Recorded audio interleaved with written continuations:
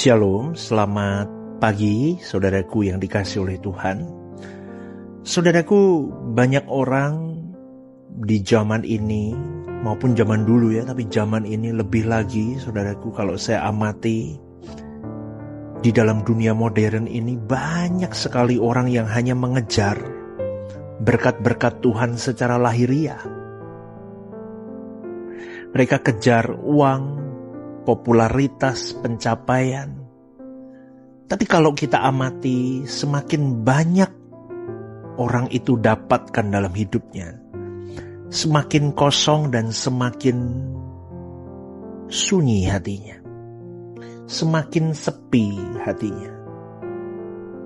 Inilah tanda bahwa manusia itu tidak hanya butuh materi dalam hidupnya, tapi juga butuh makna dan kedamaian di dalam batinnya, saudaraku.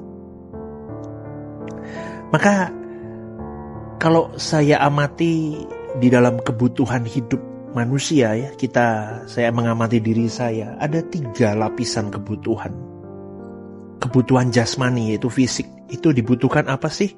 Makan, minum, sandang, papan. Yang kedua, kebutuhan jiwa, emosional kita.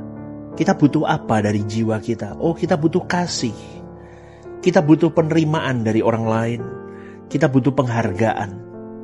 Dan yang ketiga, lapisan 3 adalah spiritual atau rohani kita. Apa yang dibutuhkan dari spiritual rohani kita? Butuh hubungan dengan Tuhan dan memperjelas makna hidup kita. Itu 3 lapisan yang kalau saya telaah tidak bisa dijauhkan dari kehidupan seorang manusia. Dan memang itu berkat Tuhan. Tuhan memberkati kita dengan lapisan itu semua. Bukan hanya di luar, tapi sampai kedalaman jiwa kita diperhitungkan oleh Tuhan. Maka saudaraku, tidak hanya berkat-berkat lahiriah yang bisa memuaskan kita, tetapi sebetulnya berkat damai yang membawa kita kepada kedamaian yang sesungguhnya itu adalah 3 lapisan ini terisi dengan baik. Baik lapisan jasmani, jiwa, dan rohani kita. Berkat rohani itu dibutuhkan pemulihan identitas kita. Maka di dalam Yesaya 43 ayat 4 firman Tuhan berkata, "Engkau berharga di mataku," kata Tuhan, "dan aku mengasihi engkau." Secara psikologis saudaraku, kalau saya lihat ya, banyak sekali orang merasa tidak layak dia hidup.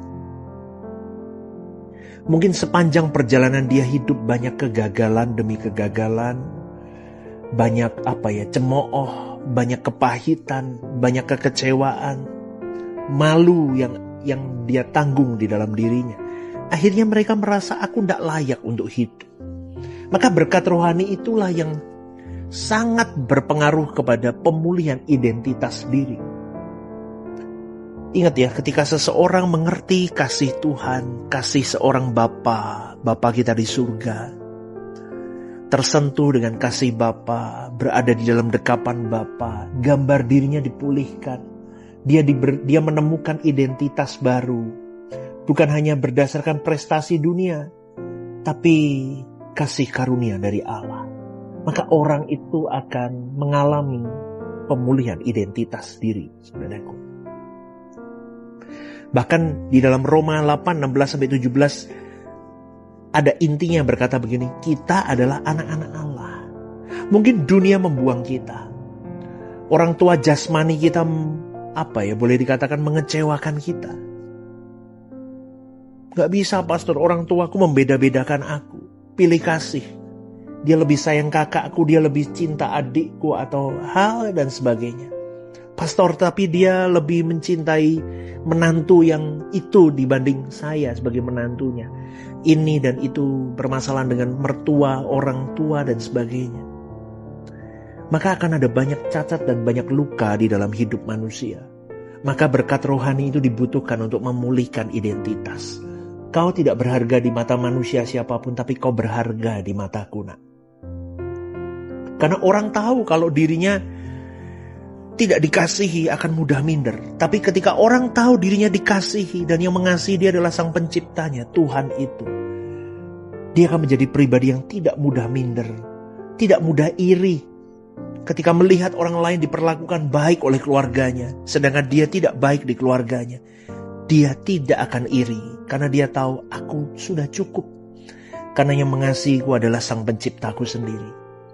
Dan tidak perlu cemas, kenapa? Karena aku ada di tangan yang tepat. Saudaraku, identitas yang sehat itu datang dari berkat Tuhan, bukan dari validasi manusia. Amin ya saudaraku. Itu dari berkat rohani. Kalau dari berkat jiwa, saya boleh katakan begini.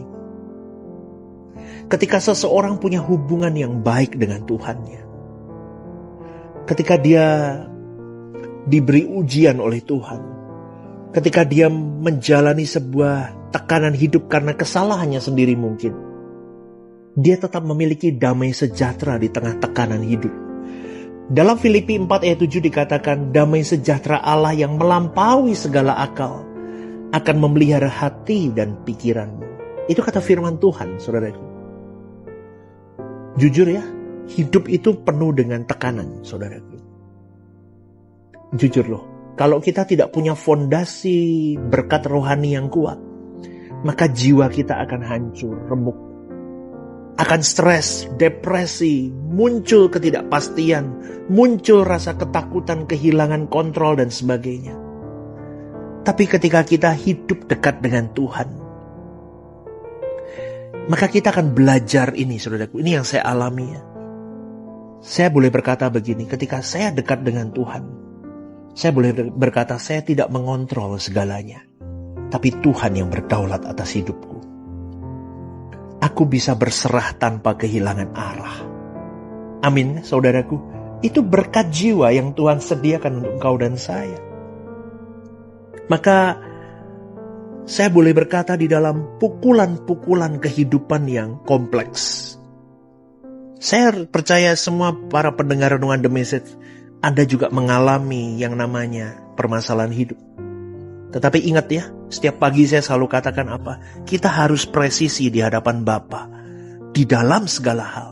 Maka hari ini saya mau jelaskan bahwa keintimanmu dengan Tuhan akan memperkuat jiwamu, mengkokohkan jiwamu.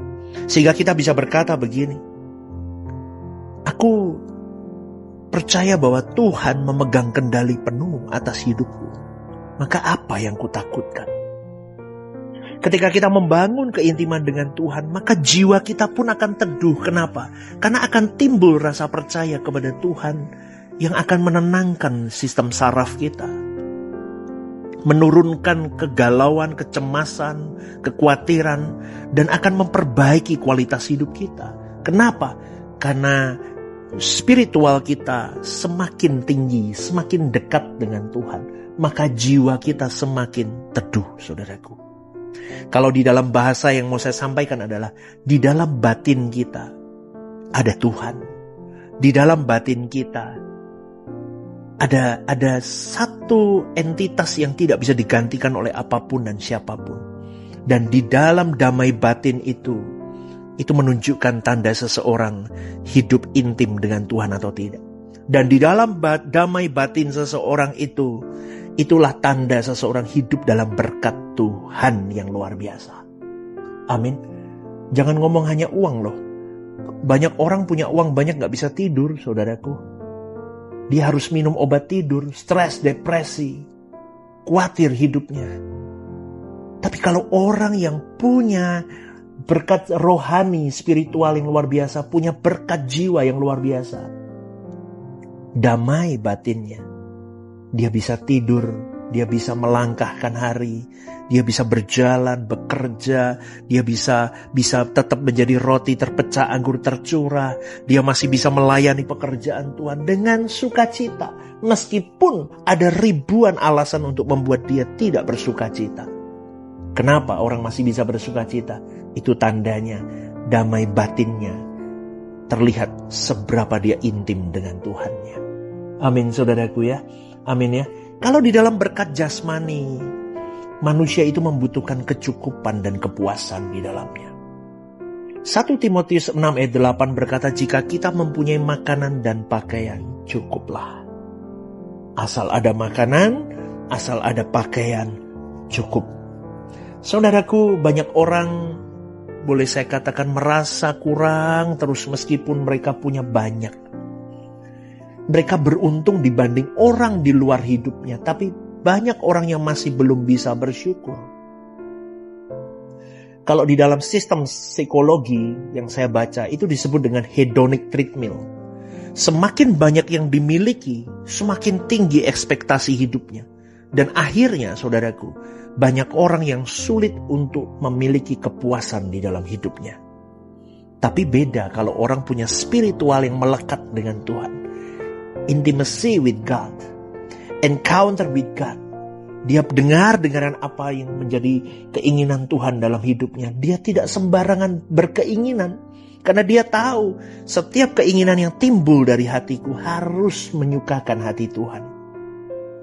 Maka bersyukur kalau orang mengerti berkat Tuhan yang luar biasa, yaitu apa? Berkat jasman, berkat rohani, berkat jiwa, ya, damai sejahtera, dan dia akan mengatur berkat jasmani ini dengan takut akan Tuhan. Amin, saudaraku. Orang yang mengerti berkat Tuhan tahu bahwa kecukupan itu bukan ketika semua kebutuhanku terpenuhi, tetapi ketika hatiku tahu cara untuk aku bersyukur meskipun segalanya tidak terpenuhi sesuai dengan mauku. Coba saudaraku, itu orang yang mature di dalam Tuhan. Dalam hatinya bisa bertimbul begini, ini pengalaman saya, saudaraku. Saya bisa berkata begini, Tuhan mencukupkan yang aku perlu, bukan yang aku inginkan.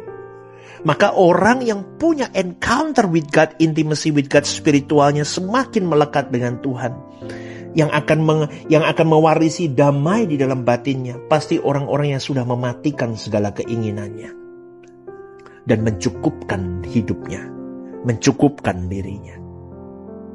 Karena di dalam psikologi, saudaraku, syukur itu menumbuhkan hormon positif, hormon dopamin dan serotonin, yang akan membuat pikiran kita tenang, membuat pikiran kita bahagia.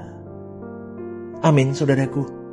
Maka ketika kita membuka mata pagi hari, meskipun keadaan kita berkekurangan, kita bisa berkata, syukur aku bisa membuka mata hari ini untuk melihat berkat Tuhan di pagi hari ini. Tuhan tidak pernah mempermalukan aku dan meninggalkan aku kalau aku terus bersama dengan Dia. Amin, saudaraku. Maka bangun cara hidup yang benar. Hiduplah di dalam relasi dengan Tuhan, bukan kompetisi, saudaraku. Orang yang membandingkan dirinya tidak bijaksana, itu terdapat dalam 2 Korintus 10:12. Karena banyak orang yang membandingkan dirinya terus-menerus, akhirnya menimbulkan rasa cemas, rasa iri, rasa tidak puas. Dan berkat Tuhan seakan-akan tidak terlihat dalam hidup kita. Ingat ya saudaraku, orang yang hidup di bawah berkat Tuhan berarti berhenti membandingkan dirinya dengan orang lain. Karena berkat Tuhan itu akan membuat seseorang itu tenang menjadi dirinya sendiri. Amin, saudaraku. Ya, maka teruslah latih ucapan syukur di dalam mulut kita. 1 Tesalonika 5:18 berkata, bersyukurlah dalam segala hal. Ini sederhana tapi sulit dilakukan. Tapi terbukti loh secara ilmiah dapat memperkuat kesehatan mental dan rasa bahagia kita. Kita akan semakin memandang Tuhan itu beda, saudaraku. Kalau kita tidak bersyukur, kita bisa mengutuki Tuhan. Maka kita berdosa dengan lidah kita, kita berdosa dengan hati kita. Maka latihlah hati untuk bersyukur setiap hari. Ya, saudaraku, jadi berkat sejati itu yang Tuhan titipkan di dalam berkat spiritual, berkat jiwa, dan berkat jasmani yang Tuhan berikan kepada engkau dan saya. Bukan hanya untuk disimpan, tetapi harus kita bagikan. Jadi roti terpecah, anggur tercurah. Saat kita memberi, saudaraku, saat kita membagi hidup kita untuk orang lain, memikirkan jiwa-jiwa, memikirkan keselamatan orang lain melalui hidup kita, melalui pergumulan kita, melalui perjuangan kita, kita bisa membawa jiwa-jiwa ke rumah Tuhan. Kita bisa bawa jiwa-jiwa ke langit baru, bumi baru. Kita berbagi hidup. Aku ya susah kok sama. Aku juga mengalami tantangan. Tapi aku bisa lewati ini. Lu kok bisa? Gimana? Aku punya Tuhan. Kita sharing, memberkati mereka. Ada kebahagiaan, saudaraku, di dalam hidup berbagi. Kita diberkati untuk menjadi berkat. Maka dalam Kisah Rasul 20:30 dikatakan lebih berbahagia memberi daripada menerima. Maka saudaraku yang dikasihi oleh Tuhan, hidup diberkati bukan berarti bebas dari masalah. Tapi hidup yang diberkati Tuhan adalah hidup yang percaya bahwa Tuhan yang selalu ada di tengah masalah hidup kita. Sehingga kita bisa berkata, Tuhan adalah gembalaku, takkan kekurangan aku. Amin, saudaraku. Kalau Anda dan saya memiliki Tuhan, kita sudah memiliki sumber berkat yang tidak pernah kering. Asal kita mau intim dengan Dia, Dia akan berikan kita berkat-berkat kekuatan, damai sejahtera, berkat-berkat yang bisa melampaui segala akal yang akhirnya, kok aku bisa ngelewatin ya masalah ini. Ternyata Tuhan limpahkan kepadaku damai, sukacita, kekuatan, rasa cukup, rasa bersyukur, rasa bahagia.